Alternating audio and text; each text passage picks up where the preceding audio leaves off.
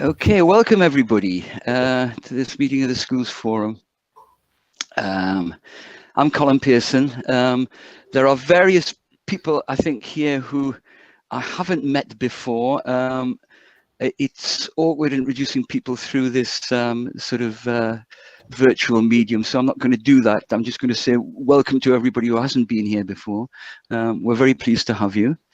And I'm going to start off by asking Bruce for anything that you have in relation to agenda item 1, which is membership and membership update. Yes, thanks, Colin. Forum will be aware that we posted an invitation. We had a couple of vacancies in terms of Schools Forum membership. We circulated details of those via the Head Teachers Bulletin and in Courier. I'm delighted following that circulation that Neil Roger, Executive Head Teacher from James Calvert Spence, has expressed an interest in joining Schools Forum and is with us today. Can I simply ask that Neil's appointment is ratified by Schools Forum and agreed by Schools Forum? Are there any objections to that? We'll take that as agreement. Thank you very much. Take that as agreed, yeah, okay. We're still one post down, but again, we'll through your respective head teachers groups, through Nash and the equivalent, if there is anybody else interested in the work of Schools Forum joining us, please ask them to get in touch with me. I'd be delighted to speak to anybody in respect of that. Yeah. Okay, I think that deals with item 1. Okay, thank you. Apologies for absence. Okay. Yes, Chair, we have apologies from Maurice Hall and Graham Wilkins. Right, and Audrey. Audrey is with us currently, Colin. Yeah, yes. But Audrey, you may have to dip out occasionally. That's okay. Right, thank you very much. Item 3, disclosure of interest. Any disclosure of interest from anyone? Okay, take that as a no. And can we move into the minutes and matters arising? Can we take aspects of accuracy and matters arising at the same time? It makes it easier. Okay, page 1, which is attendance. Any comments on that? Page 2.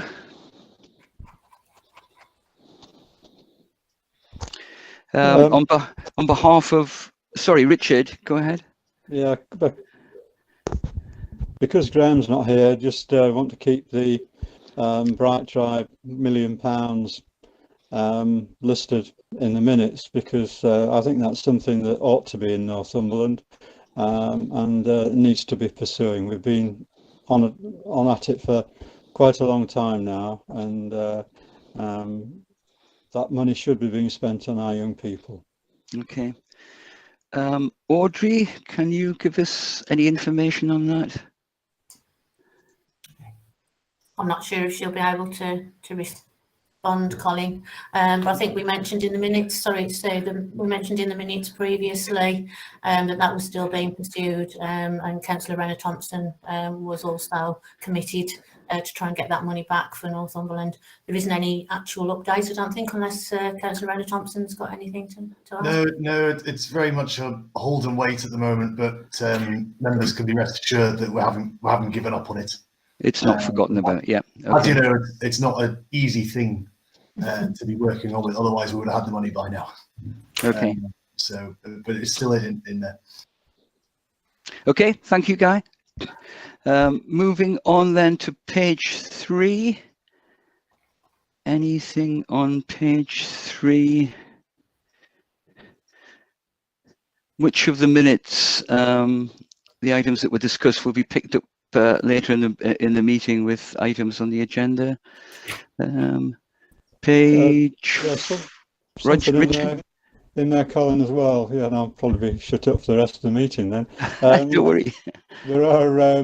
I had a query from a school the other day, and it's about the money from the DFE to cover additional COVID costs, and I'm wondering what state of play was with that. I think, as we reported to the last meeting, that the first tranche of money for the exceptional expenditure costs, and we drew the distinction between the exceptional funding and the catch-up funding. The first tranche of funding in relation to the exceptional expenditure costs were released with the exception of any other costs that were subject to additional scrutiny, and that was supposed to be being paid in November, but I'm not aware of those payments having been made yet. But again, I was going to say, I can confirm, I think the payment came in 30th of October, so it would be with our schools for their October budget report. did that pick up the other costs as well, Abby? Or No, everything except for the exceptional costs, the other category, which the DFE said they are still reviewing. Yeah. But all other claims for schools within the limits that had been set. And they also confirmed some schools, I think, had gone beyond the limit, but they had approved their applications. They've all been paid over now, other than those exceptional other category costs, which are to be assessed still. Okay, thanks, Abby. Thank you. Okay, Richard. Okay, page 4.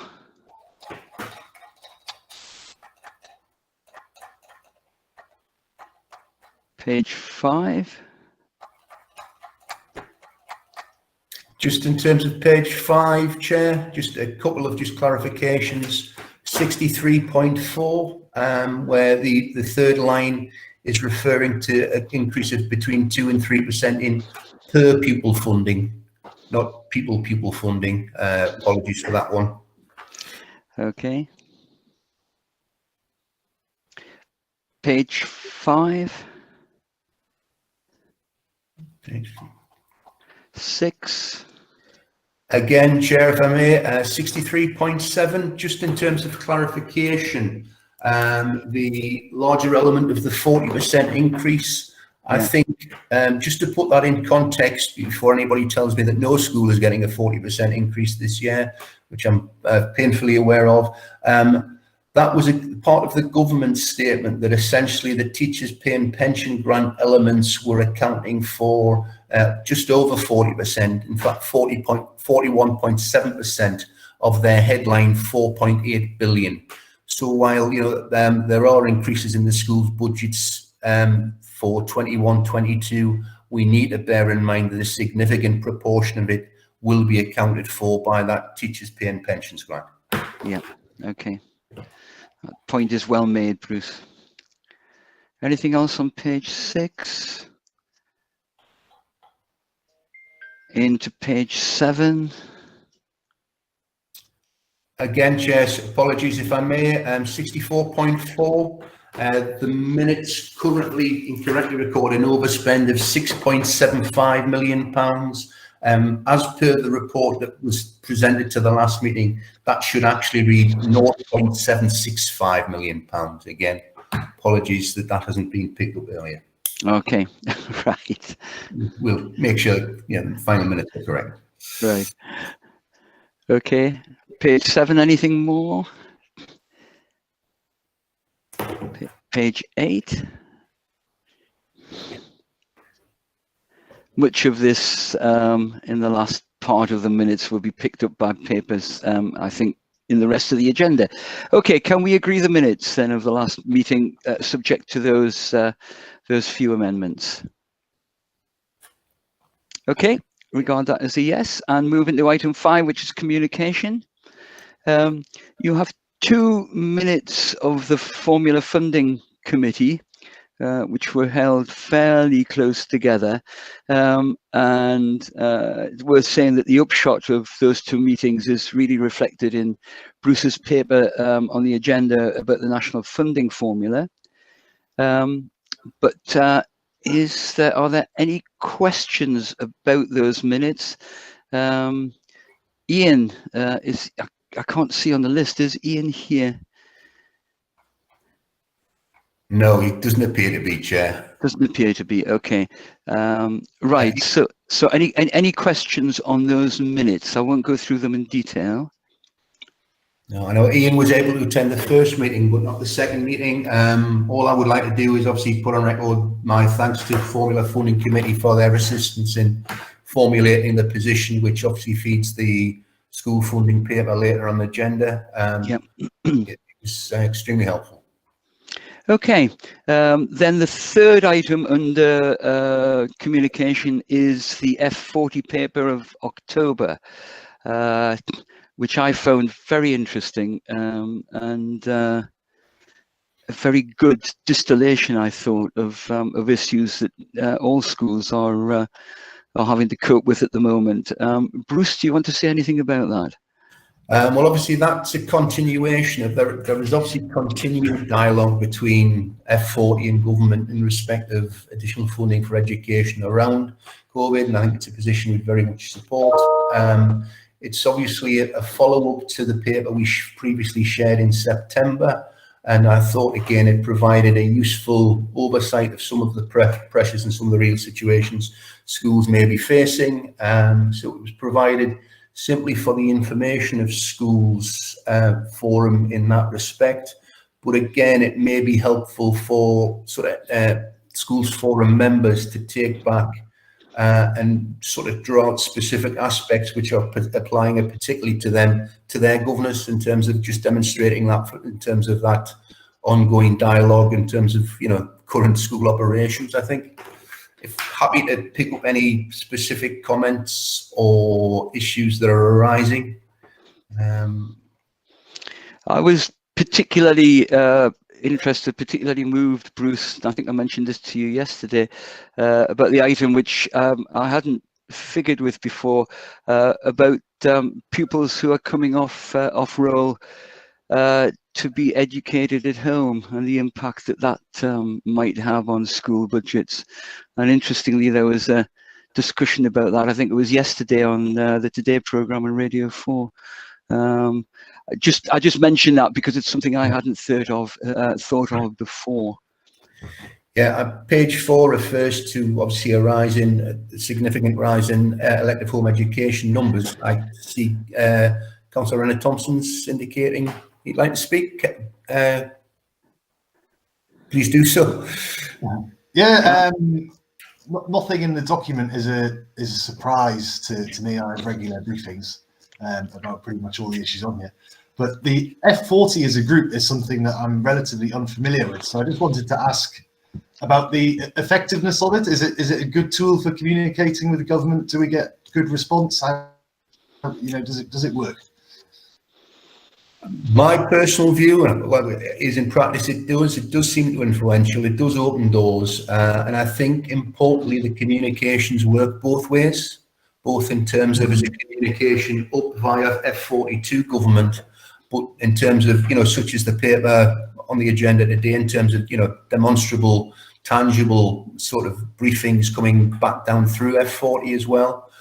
So again, it was formed at the origins of F40 were, it was a collective of organisations who were amongst the lowest funded sort of for education in the country, and we've continued membership on that basis because of that, the influence and insight it brings us, I think.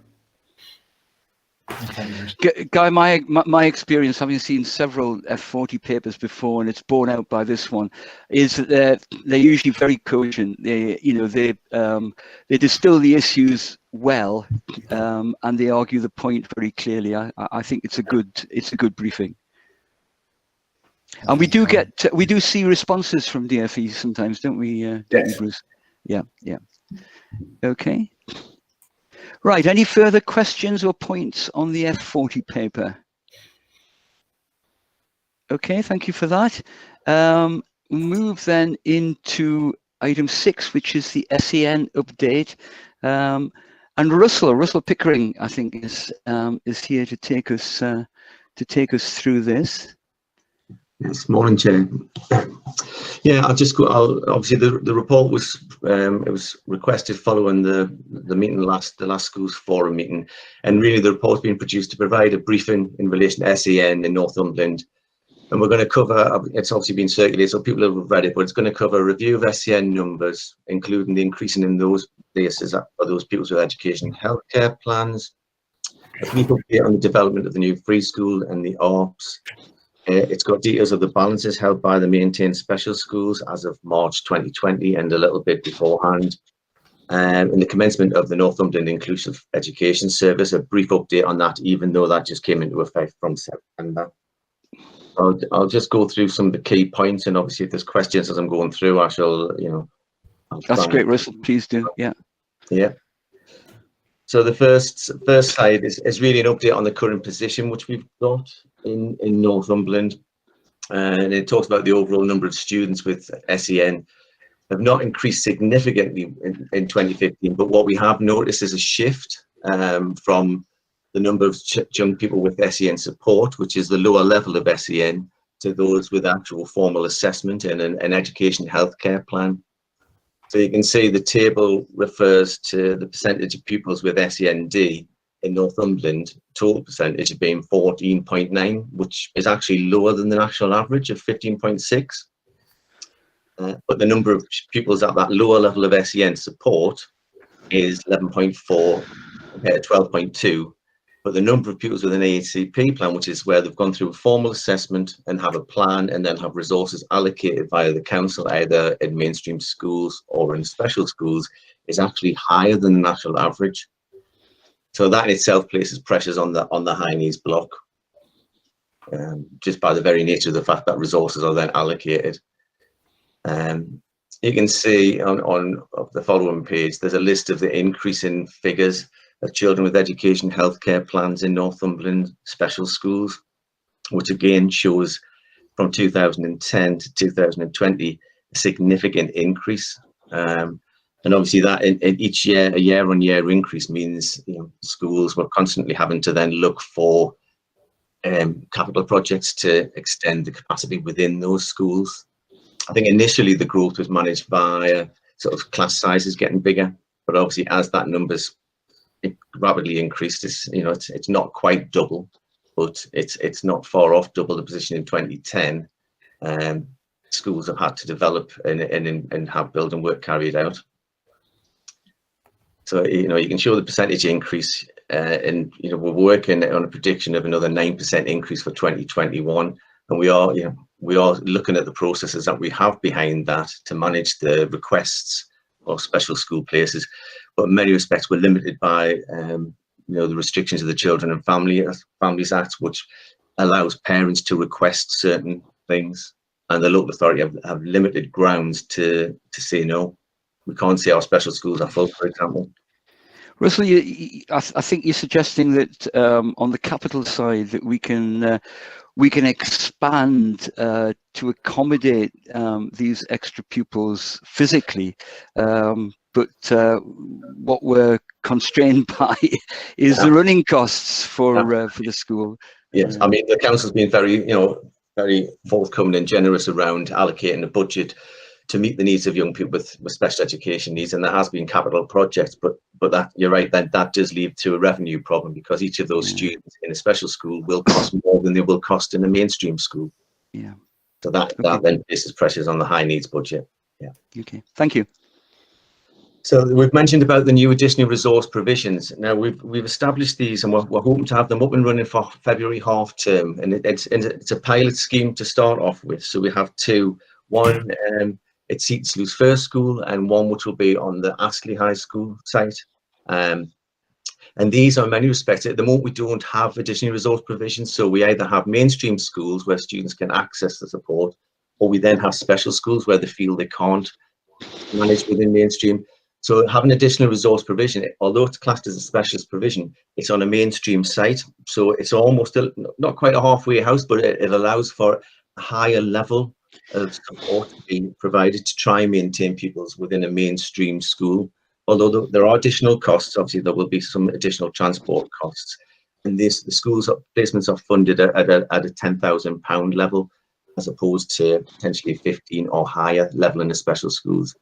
So we are trying that. At the request, when we did the consultation back in 2015, there was a very strong view that that was something that Northumberland should look at doing. So hopefully from February, we will have 2 open and starting to admit pupils, and we expect them to have more, be nearing capacity, by September of 2021. Russell, are ARPs funded on the basis of places Yes. rather than people, bums on seats? We allocate a place funding of around about, it's £10,000, but it's made up of an ARPU level and then a top-up level. So it depends whether the places are occupied or not. Okay, yeah. So actually, if all the places are occupied, the school will get more than £10,000 because they'll get the ARPU plus the 6,000. But it's rounded to about £10,000 because if the place is empty and therefore the school won't get the ARPU for that start.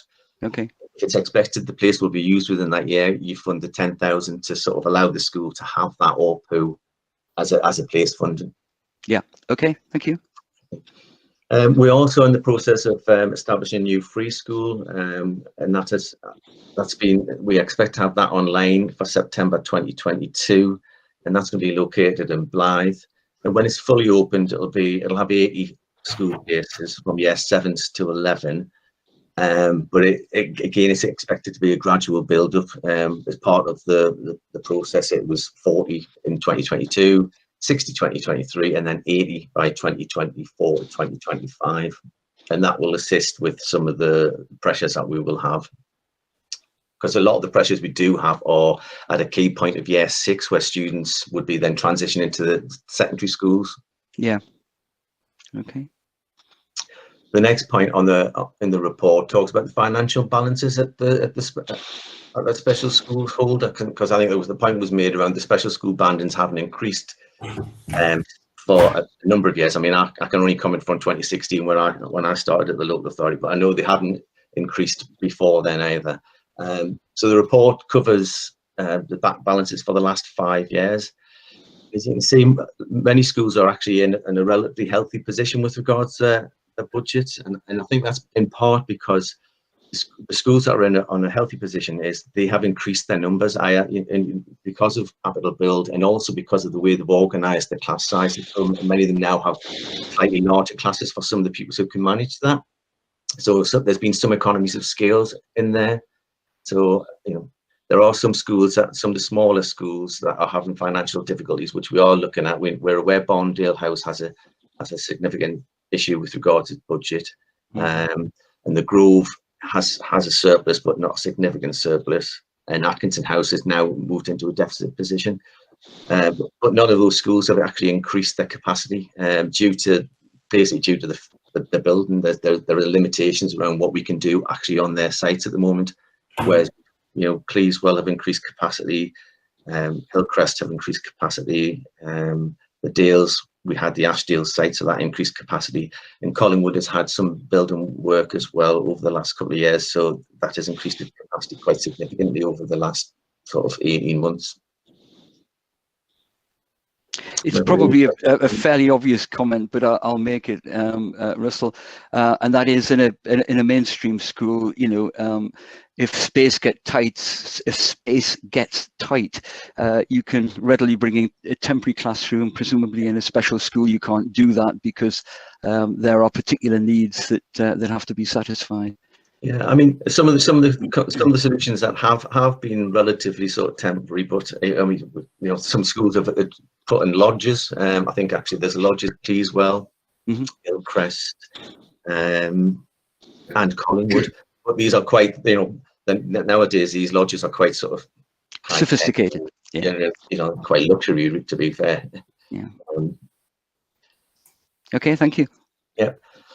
Since September, we've obviously, thanks to the funding from Schools Forum, the Northumberland Inclusive Education Service has been able to provide a free offer to schools to support them around meeting the needs of pupils in mainstream schools. And this is obviously one of the strands we're looking at to try and develop the provision of that mainstream schools can actually better meet the needs of young people and actually develop the confidence of parents that they can meet the needs, so that we're not in this position of parents just requesting special schools all the time.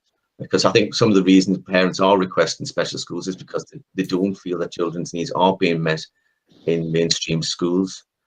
So Nicola, who's unable to attend the meeting today, has provided some detail of the activity, and albeit it's relatively short time from September to October, I think obviously, you know, she provided the graphs by the areas of need and also by the areas, locality areas, and you can see some interesting trends already within the first half term.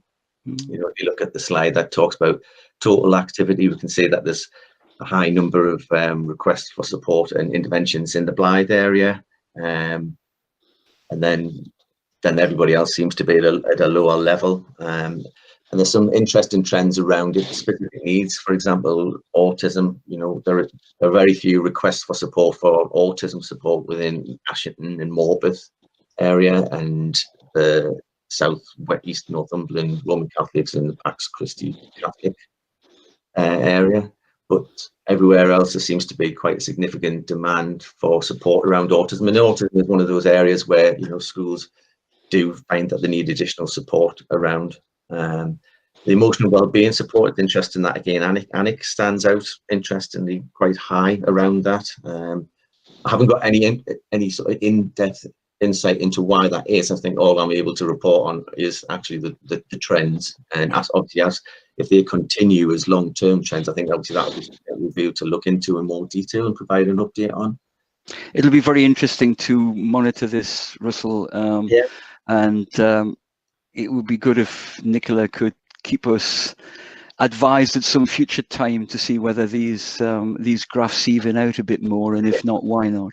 Absolutely, yes. It's very early days, and it might, you know, when you're dealing with early days in relatively small numbers, it's difficult to draw too many conclusions from those from that data.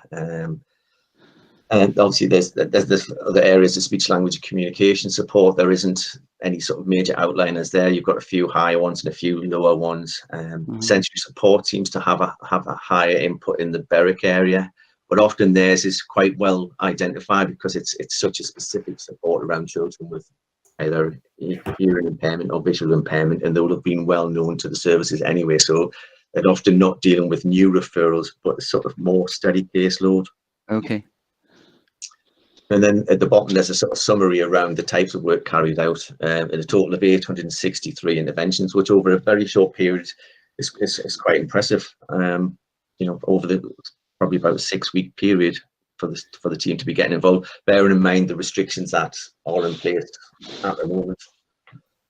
Yeah, indeed.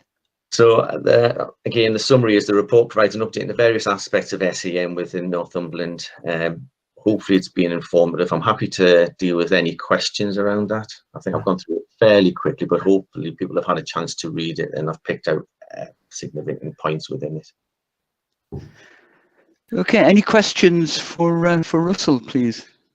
It's not a question. Russell will be probably pleased to know. It's just further comments, really, Chair. Obviously, we now have the first meeting for this year of the Additional Educational Needs Committee in for 2 weeks today, which is the 2nd of December. Obviously, there is a real and genuine plea on the bottom of that report. If anybody else is interested in joining that work, please get in contact. We're essentially using this slot on the 2nd of December to do some fairly focused work over the next couple of months ahead of further meetings in January and February of Schools Forum.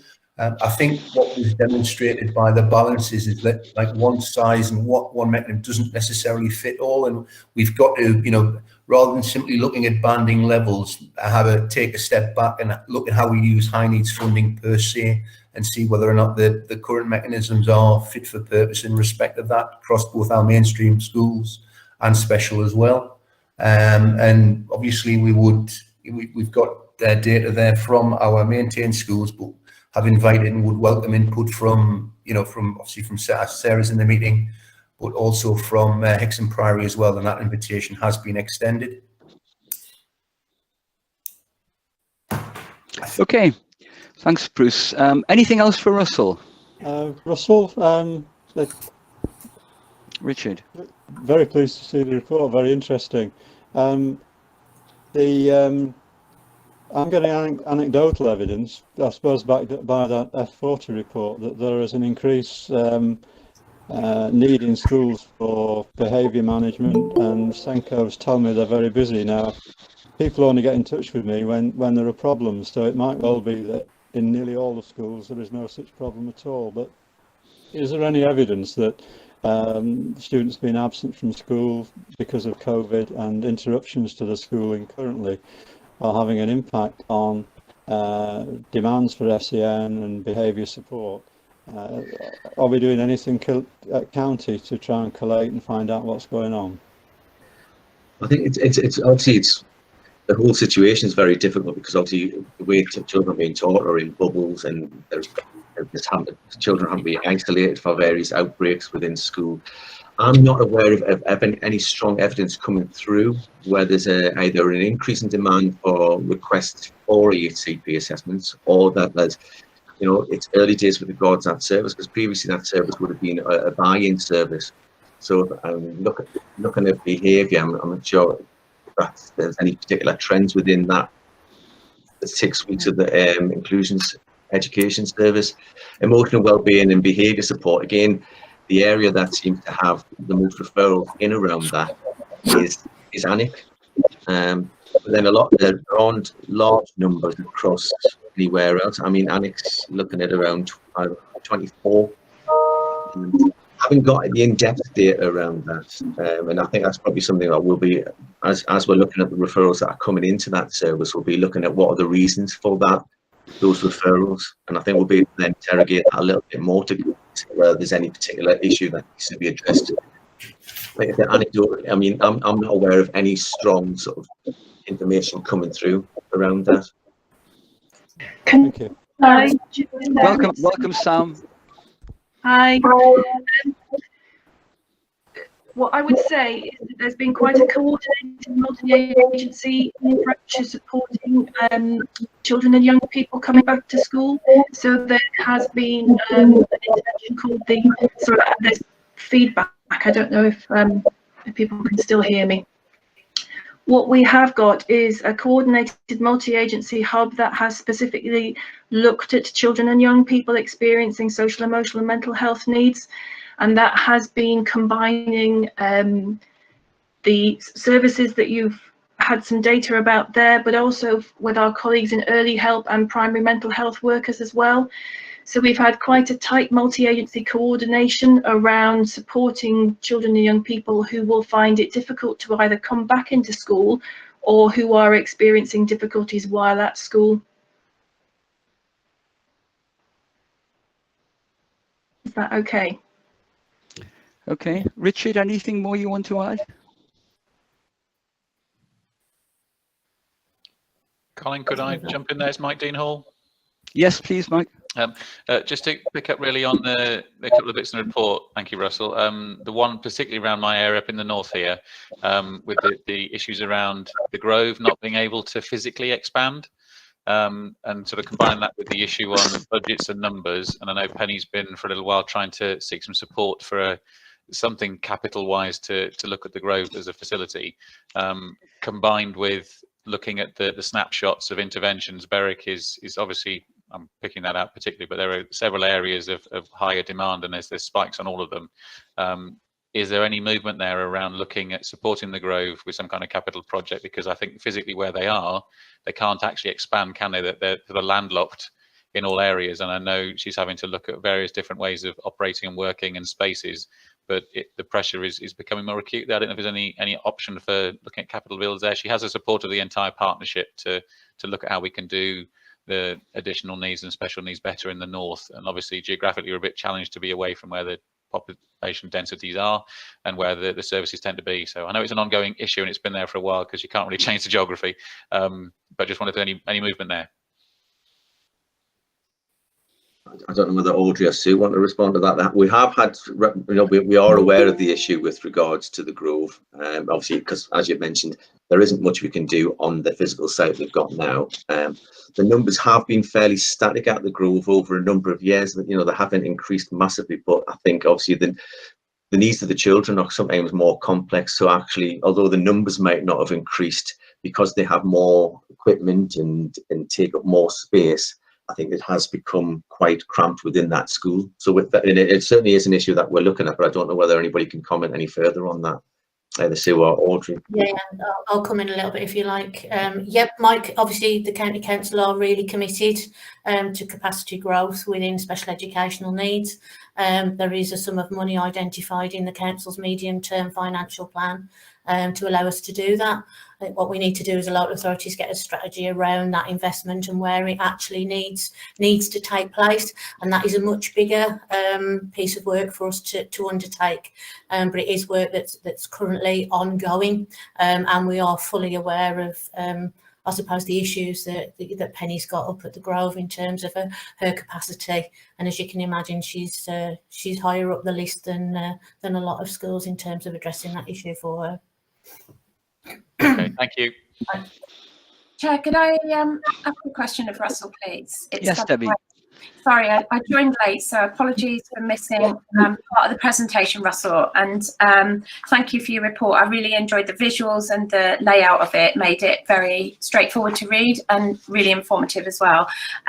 What I wanted to ask is, I noticed that there was obviously a spike in EHCP applications and EHCP demand, and I don't know if you covered this when you shared the report verbally, but given the situation where funding is now restricted to EHCP provision, that would have probably fueled a lot of people who would have otherwise managed in-house on SEND support level with additional funding for that. Is there, or has there been an understanding or a kind of reflection on that? And if so, are there any plans to change it again? Sorry, Sam's asking to reply, maybe. Sorry, I'm experiencing difficulties with my connection this morning. I seem to be dropping in and out. What I would say is that we did carry out a review of the top-up funding mechanism. And on the back of that review, we brought in STAR funding, short-term additional resource funding, and you'll note the recommendation at the bottom of the report is that we review the mechanism for that through the AEN committee. One of the things that we know at the moment is that it's not quite right. We have relatively low numbers of learners who are accessing STAR funding, and that number should be higher. So I think it's very timely that we're going to be reviewing that as part of the AEN committee. Okay, thanks, Sam. Okay. Can I just make, ask a couple of questions really of Russell? Yes, perhaps, please go ahead. Sam. One, firstly, we've had a historical problem of children from Northumberland being in special schools out of area. If we are planning a coherent future provision, is it possible to have the intelligence for that shared with special schools so we can plan to see if we can meet the needs of those children more effectively in Northumberland? And secondly, it was really just a question if there's any plans for the Inclusive Education Service to look at whether they could perhaps broker some support from the special schools to have staff going into some of the mainstream schools to perhaps support children so they can stay in mainstream schools with that support. Chair, would you mind if I came in and answer that? Yes, please, Audrey. Thank you. I think there's been some really pertinent questions, and there are a number of things that play together here, but particularly around how we look at Northumberland as a whole county going forward and look at a systematic approach to not just our CM, but actually our mainstream provision across every single phase. So I'm leading the team to do a very large piece of work, which is about resetting our priorities. We've now got those in place. And I think actually next week I'm meeting with the special school heads around starting some of that work, Alan. So hopefully that will be really helpful to have the conversations.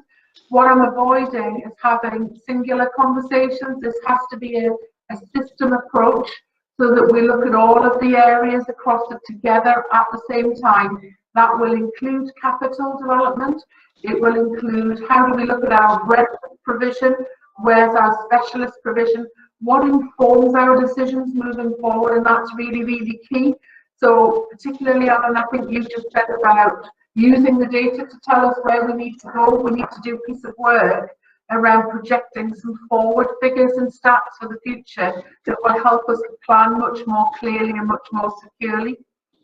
And then in addition, just to answer the question, particularly around the inclusive education services, that had a very slow start to the work, but it has gathered pace.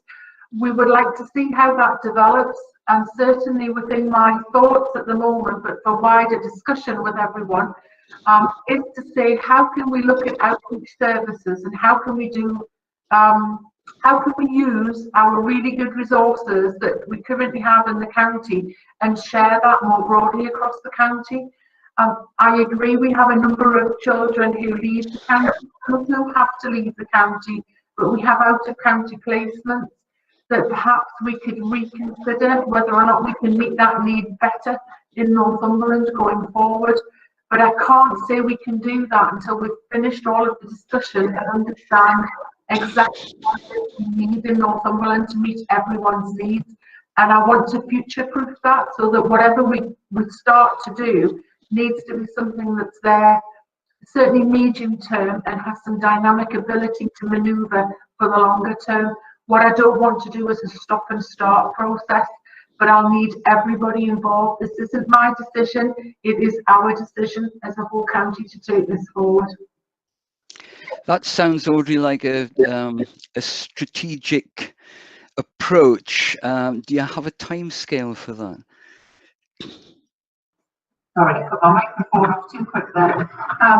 Certainly in terms of our reset the priorities, I intend that by the end of this term to have spoken to all the phase head teachers, all of the group locality meetings, to have that discussion. I have within my team identified all of the senior team who will lead on particular areas of our priorities, and I'll start to share that more broadly with everyone.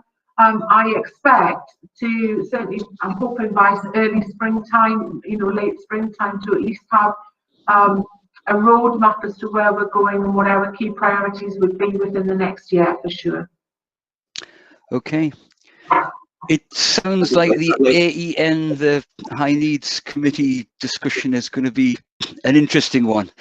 But to just add to that, actually, I mean, all local authorities would like not to use out-of-authority placements. I think, but all local authorities, and I think most local authorities could probably meet the needs of the children who are going out of area. But I think because our schools are full of children with lower needs than that, and it's a capacity issue, I think that the ability to meet the needs of those pupils means that actually the development of that extra specialist provision is really difficult, because we're dealing with a significant volume of pupils, and those children that go out of authority are often higher needs than other children, and as a result cost a higher level of resources. But I do believe we've got the expertise within our special schools to meet those needs if we had the capacity to do that. But I think that's, again, it's a longer term journey. But obviously, if we could keep those children in authority, they would not cost the same level as going out, and that would then feed the money back down to meet the needs of other children. So I think obviously a long term strategy to do that is great. Okay, some very interesting stuff there. Any further questions before we move on? Okay, thank you. Russell, thank you. You presented that very well. And Sam, Nicola Taylor, I assume this is your paper. Thank you very much. That was excellent. And Audrey, we look forward, I think, to hearing about more about your strategic approach as the months go by. Okay, thank you. Can we move on to item 7? Bruce, you're there. Yeah. Thanks, Colin. As I say, the paper on item 7 just builds very much on the work of the Formula Funding Committee over the last couple of meetings. Again, it's a reminder that while we're looking at various modelling options for next year, for 21-22, We do not yet have the final funding details. That will come in mid to late December, I say with a heavy heart. And we have a very short turnaround time between, receiving the information mid to late December, the school forum meeting and cabinet meetings in January. So essentially, this is an important meeting in terms of consulting on the direction of travel for 21-22. And it is for, consultation on that basis around the 4 recommendations made at paragraph 2 of the report.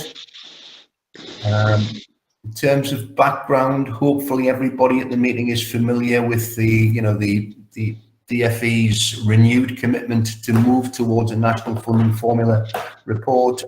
We still retain some local discretion for the 21-22 financial year, but the national funding formula could come in as early as 22-23, and essentially we've outlined at this 30th of September meeting that before the adjustment in respect of the teachers pay grant, schools could anticipate an increase of between 2 and 3% in per pupil funding, and generally speaking that has been the case, or that's what's indicated currently by the modelling exercise, unless there are other specific criteria applying. I think it was important, and again we've touched on this already, just to try to strip out the potential impact of the teachers pay and pension grant, and that's what I've tried to do in the table at the top of page 2. The overall sort of individual formula values and potential financial figures do look to have increased significantly on 2021, but the single most influential factor in that is essentially, generally speaking, the impact of the teachers pay and pension grant. So hopefully that table at the top of page 2 is helpful in splitting that out. And obviously what we do see in primary is the significant influence too of the uplift in the minimum per pupil funding figure to 4,000 before the impact of teachers pay and pension grant, which essentially is, potentially boosting that level by 6.67% this year. I think in considering the position for 21-22, it was very much the opinion of the Funding Formula Committee, and for what it's worth mine as well, that it's really, we need to re-emphasise the fact that we're in line with national funding formula for the vast majority of formula values, and therefore it was about concentrating on those values where we remain out of line. And again, we've had papers to Schools Forum in the past demonstrating the potential financial impact of those.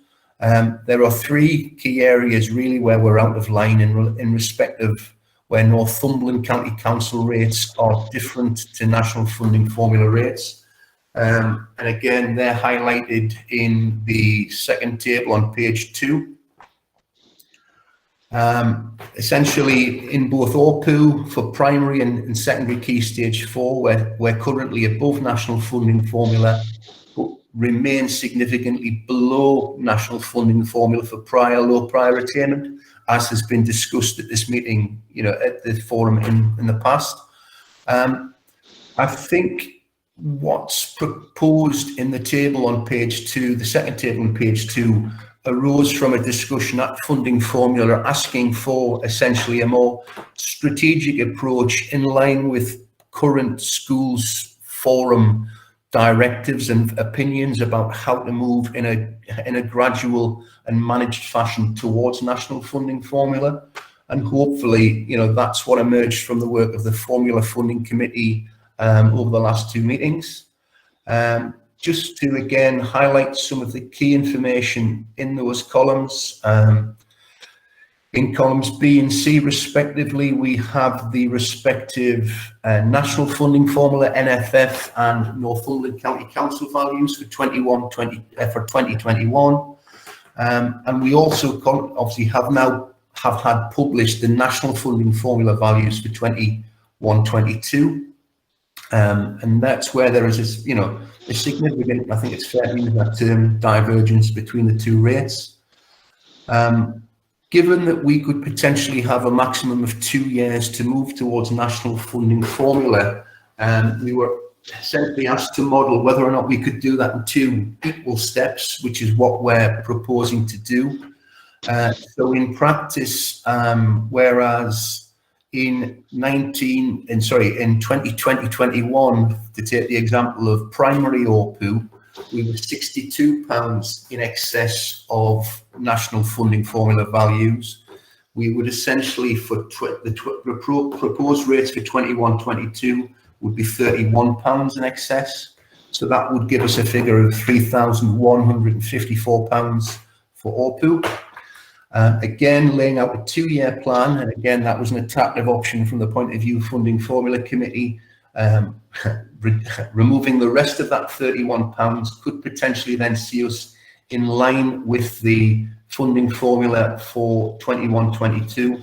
That end column, column I, clearly is still using the 21-22 rates. The final figure would be uplifted in line with the actual national funding formula figures when they're published, during 2021. Similarly, for Key Stage 4, hopefully that logic shows the same. We're currently £202 over. We would reduce that gap to 101 for Northumberland values for 21-22, and then potentially come back in line when indeed we may have to in 22-23. Clearly around primary and Key Stage 4 OPU, that's a reduction in value. But again, what that allows us to do is address the gap at low prior attainment in terms of the funding value, where essentially because of historical precedents and the way funding has been distributed in the past, we've always been under that, certainly since the national funding values were published. In 2021, we were £510 under. So again, we closed that gap in 2 equal steps, moving £255 under for 21-22 before finally closing that gap in 22-23. We looked at various other options in the Funding Formula Committee around, tweaking other values here and there in respect of that. But I think I'm correct, and I'm happy for anybody to tell me otherwise, that it was a unanimous opinion that the clear and transparent 2-step approach was the one that was favoured by the Funding Formula Committee and should form the basis of the proposal to Schools Forum this morning. I think it's important to emphasise, 3 reasons for that. It's providing a substantial increase to those schools who are in receipt of primary low prior attainment and have thereby closing the gap as demonstrated, while also offering a degree of protection to schools who currently benefit from receiving OPU rates over and above national funding formulas, and that's every school in Northumberland. We need to emphasise in respect of that. And most importantly, overall, it fits with the previously held beliefs of Schools Forum to move in a gradual and smooth transition to national funding formula.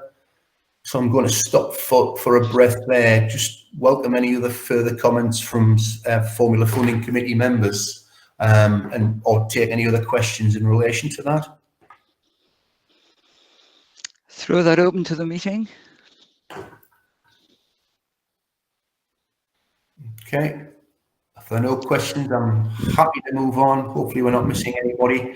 Again, the rest of the paper really deals with, in terms of key aspects, we've picked up and need to highlight during the course of the setting funding values for 2021-22. I think I said it at this point last year, and I need to re-emphasise it as well, that probably the single most influential factor in the funding formula factors this year is the continuing increase in the minimum per pupil funding.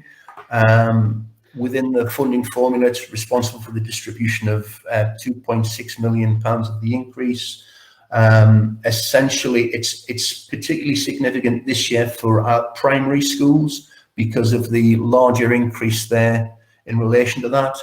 When we go on subsequently to look at the individual school, and I emphasise illustrative figures that were circulated, there were a number of schools essentially whose projected figure didn't alter at all, no matter which option and which values were chosen. Generally speaking, the situation in those instances were where the minimum per pupil funding figure was an influence, where schools were generally not benefiting from high amounts of deprivation funding, and so the new thresholds were the influential factor in setting their funding, if you like. Moving on, paragraph 6, in terms of sparsity.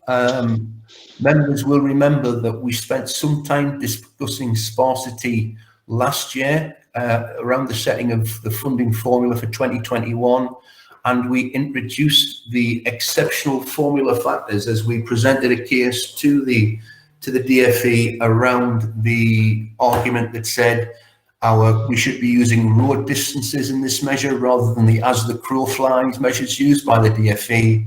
Obviously colleagues may recall the PowerPoint presentation with the convoluted routes that were required in practice to make it from point A to B in some situations, not simply as a straight line. There is a partial victory in relation to that. Thankfully and pleasingly, the DFE has increased the funding distributed by the sparsity factor for 21-22. And because Northumberland is sparser than most authorities, we will benefit from that. Slightly frustratingly, they haven't yet adjusted the criteria to reflect the road distances. They still are relying on the as the crow flies measures, but that's something they again indicate is actively being considered in terms of future funding formula rollout. In short, essentially, we're not proposing to change the use of the sparsity funding, how we distribute sparsity funding for 21-22. We will continue to distribute funding in line with national funding formula criteria. So those schools which hit the national funding formula criteria in respect of maximum year group sizes and distance travel to the second closest appropriate school will continue to benefit from the higher levels. While we're not able to increase those levels in relation to those schools benefiting from the exceptional factor, we will still propose to continue to support those schools at the levels we were supported them through last year with that exceptional funding, and hope that the ESFA will reconsider the position and change maybe the mechanism for 22-23 onwards, potentially in line with national funding formula. I'm impressed with your influence there, Bruce. Well done. Okay. Again, pause, happy to move on. Paragraph 7, transfer from the schools block. I mean, we've heard many discussions, and we've been looking at SEN in some detail already today. I think it's correct to state that it's still the local authority's intention to request a transfer from the schools block in respect of this. That what we've proposed in the recommendations at the start of the report, that would be no higher than 0.5% at this opportunity at this time. Members will recall that historically Schools Forum, after again some debate, supported a previous transfer in 18-19, 19-20 at 1%. In line with indications made, we reduced that to 0.5% to 2021, and again that would be the maximum figure requested for 21-22, depending on final funding figures and the work that's going on around the Additional Educational Needs Committee, and essentially what we're looking to fund from that high needs from the high needs grant. Again, following the work additional needs, and obviously some of the work that Audrey's been outlining in terms of the discussions she's having currently, we would look to provide further information to January and February meetings in relation to the use of that, following that review. Okay, any questions? Paragraph 8, central services block. Again, I think I highlighted at the last meeting that there is a reduction in the historic responsibilities element. The historic responsibilities element essentially funds long-term county council liabilities around around capital funding and historic retirement early pensions costs, which the DfE have indicated should continue to be met from this block. Following a 20% proposed reduction for 21-22, that would no longer meet the commitments we have around those elements. The ESFA have indicated that they are sympathetic in relation to that, but we're still in dialogue with them around looking for the guarantee that that funding will be supported. Otherwise, that could potentially fall again as in terms of revenue growth pressure. But if the worst comes to the worst, Bruce, that's that shortfall would be made up from general revenue within the council. That's essentially what happened last year, Colin. So there is a precedent. I don't know whether or not. Yeah, hopefully it won't come to that. But that's ultimately the potential pressure. Abby, I don't know if there's anything you want to pick up in relation to that. The potential pressure, the fact that the drop in the historic element fell to the council as a pressure for the current year, and again, if the ESFA don't make up that shortfall, there's potentially a pressure there for 21-22 as well. Potentially, because they are, well, in terms of one of the elements which we've got, which is the enhanced pension costs, the council does pick up the majority of that. The council liabilities in excess of 2 million. I think the DSG puts in 500 or 550. So yes, I mean, I think we had the issue last year in that we weren't expecting the drop in the central schools block, and we weren't aware of it until we actually got the DSG grant offer through at the end of December. So we didn't have time to go back to the DfE and propose that, this wasn't going to be enough to meet our liabilities. So because we weren't able to reduce any expenditure last year from the central schools block. I mean, there are elements of the central schools block that we know are going to reduce in 22-23 around the prudential borrowing. So we know that we do have some drops in that area coming, but we're not expecting it for 21-22. So I'm hoping, and the DfE, seem to be understanding of this fact. I think as long as we can demonstrate those historic commitments are going down, it's just they're not going down in the year that they were hoping. As long as we can demonstrate that to them, I expect that they will fund us the additional funds for that 1 year that we're going to need just topping up for. So I'm hoping that's what will happen. But yes, if they weren't to be forthcoming, then we'll have to look at the council potentially meeting that expenditure. Okay. Thank you. Again, moving on through the report, item 9, I know it'll be a sense of some frustration to David, but as in previous years, there isn't any information released around early years funding at this point. Again, we'll get for details of the 21-22 early years funding in December, along with the rest of the DSG information. Item paragraph 10, dedelegation. We're not at this stage proposing any significant changes to dedelegation. It is some time since we've increased the rates in relation to dedelegation, but again, I don't think, as raised during the final line of the report, there is the appetite or requirement to do that at this time. But again, we'll provide further information to the January meetings in respect of that. Okay, and again, next steps. Again, as we said, there is interested in your comments in relation to the draft consultation report that's attached at the end of the report.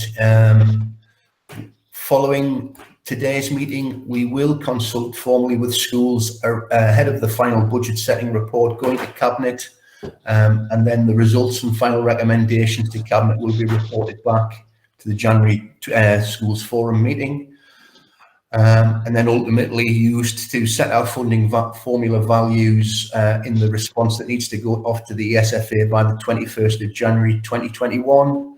But as I said at the start of the report, really, we're looking at those key values that are out of line, and a relatively small number of those currently.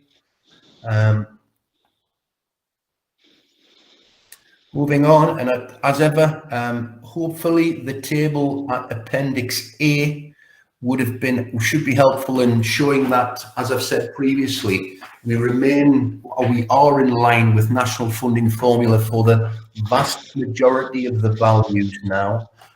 I apologise for a slight typo in the second column from the left. It should, of course, say the proposed NCC, Northumberland County Council formula values for 21-22, and I would expect that they will be in line, and following the modelling we've done, that they would be the proposed values we would use, subject to the final figures. But we've obviously done some fairly tight and close modelling around that. Bruce, did you say the second column from the right? Yes. Yeah. Sorry. It should essentially read. It currently reads proposed NFF values. Yeah. 21-22, whereas the preceding column says NFF values for 21-22. We know those, they've been published.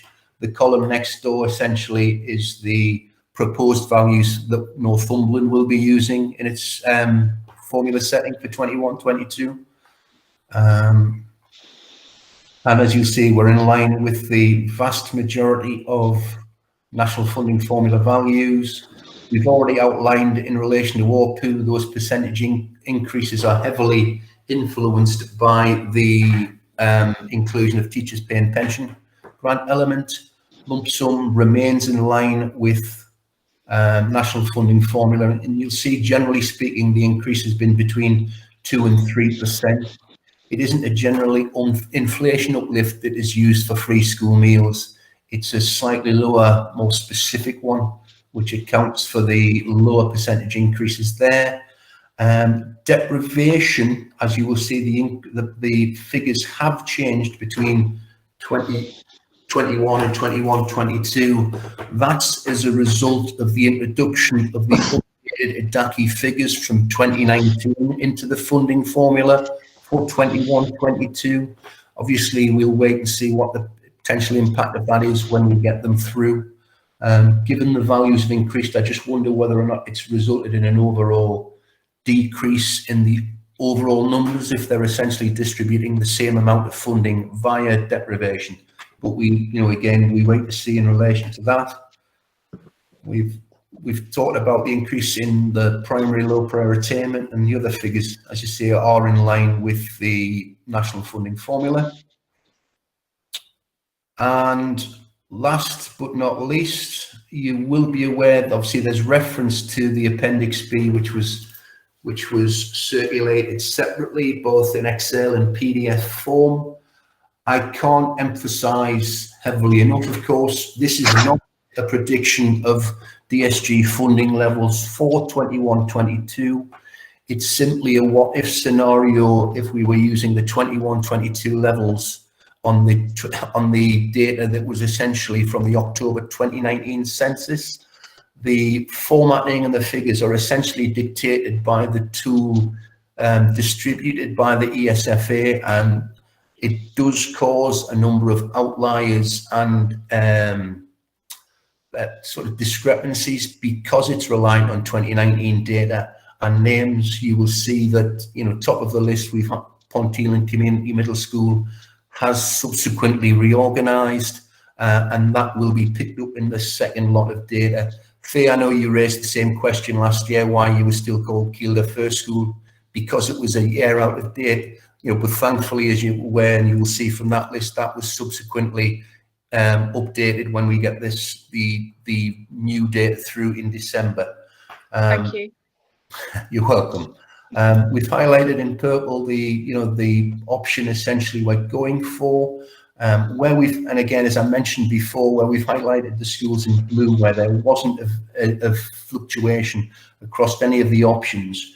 Generally speaking, that's due to the influence of the increase in the minimum per pupil funding factors, which again is a significant element within the proposed funding formula settlement for 21-22. Okay. Sorted in alphabetical order, simply for ease of reference. And again, I caution the sort of use of those. I know certainly schools are doing detailed work with Abby and a team at the moment around potential budget projections. Generally speaking, that will be more sophisticated because it will pick up changes in data. And crucially, as I always say at this point, pupil numbers remain the significant most important influential element in any funding settlement. And so, there's more tailored, detailed pieces of work going on with schools at the moment. Are there any questions in relation to the report, please? Right. Okay. Bruce, that sounds pretty good. If no one else wants to comment, I just have one point to make, Bruce, and it's a fairly minor one. But on Appendix C, the consultation. Yes. Sorry, because I did out in the second document, it would be helpful if we can have a quick look at the consultation, Colin. Okay. Can I just say that as well as inviting a yes/no answer, if people are going in the opposite direction to what we're suggesting, I think they should be invited to say why. Comment. There is a comments box generally on the page 3. Yeah. But yes, we can. I'm sure we can accommodate that. Colin, can I just come in with a follow point on the consultation paper? Yes, certainly, Graham. Thank you. It's good and clear, but I just wonder, given the very kind of complex nature of what we look at in Schools Forum, and really the fact that it's going out to people that don't necessarily sit here and go through it the way that we do, whether the clarification could be a bit developed. I'm thinking particularly for question 3 on the MFG. It's kind of presented that the 2% increase in the funding for those schools receiving the lowest level. However, this also means there's less funding available to support the funding formula values. I'm not sure that people will necessarily make sense of that. And then just being asked, should we set it at 2%? My sense is most people would kind of respond, I'm not really sure. So I wonder if it could be phrased a bit more clearly, as in Schools Forum are recommending this because boom, boom, boom. However, there is an acceptance that boom, boom, boom. And then it's just because people have a kind of clearer steer and the rationale behind it. And probably the same could apply to how it's phrased for capping and scaling. And possibly even with regards to the transfer from the schools block. I think people will go for the 0.5% just because it's less, but I think there's possibly scope for a bit more detail, just saying that having looked at the high needs budget, we believe that 0.5%, alongside the changes that have been made within inclusion services, is going to enable us to meet the budget with a 0.5% transfer as opposed to 1%, which we've done in years other than last year. Graham, thank you for that. It's very valid. I will expand that. At the bottom and the final page of the report, obviously we've put a link to the Schools Forum website and the previous, and the papers which have been circulated now. But I'll take that on board and I'll expand that. I think the point you make about providing some context, particularly around MFG, is a good one. I think, as I've said previously, and I haven't said it explicitly at this meeting, I'll take the opportunity to do so now. Because of our steady as you goes approach, the influence and potential costs around MFG are relatively insignificant. Essentially, I think it's a figure of around 50 to 60,000 to support schools at that maximum MFG level.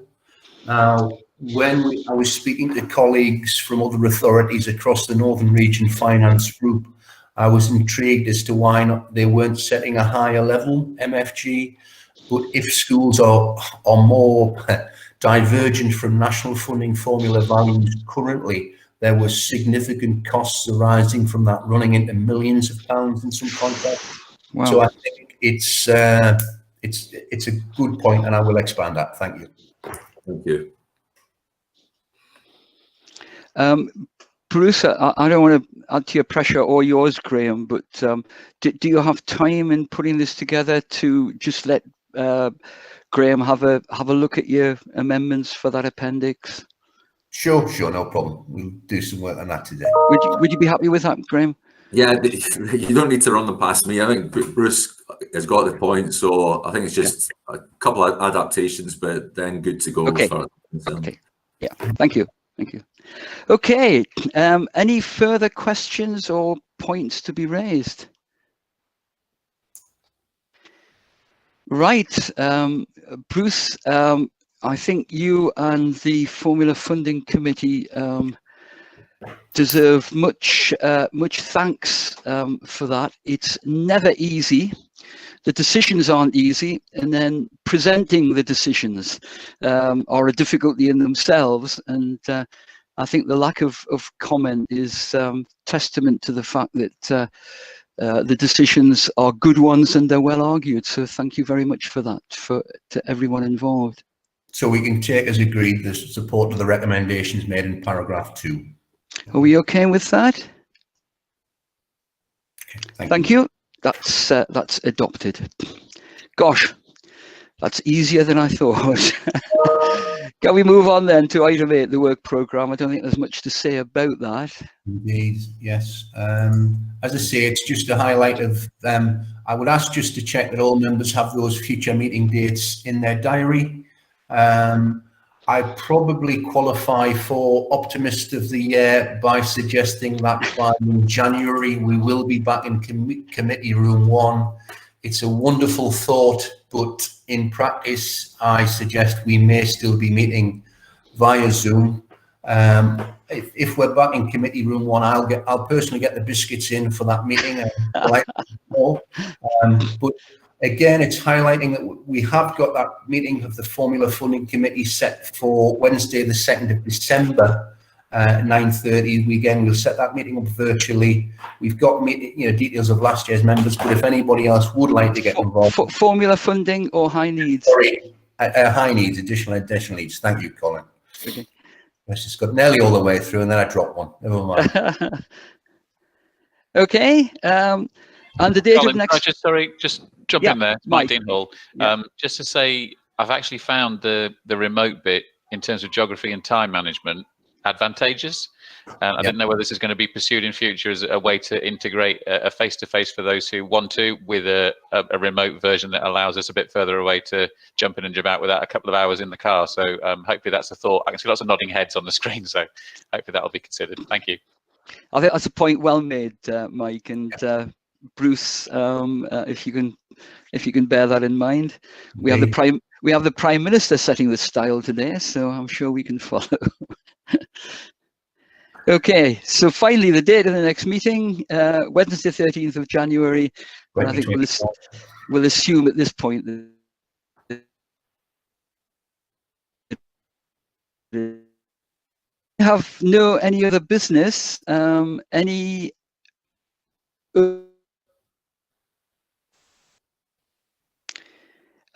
Okay, Bruce, do you want anyone to stay behind to talk about the AEN committee, or is that fixed now? I think there's an invitation gone out, hasn't there? I'll certainly linger if anybody else is wanting to pick that one up, Colin. Otherwise, the invitation has gone out. Yeah. Okay. Right. Many thanks, everyone. That was, from my point of view, an excellent meeting. And Chair. Yeah.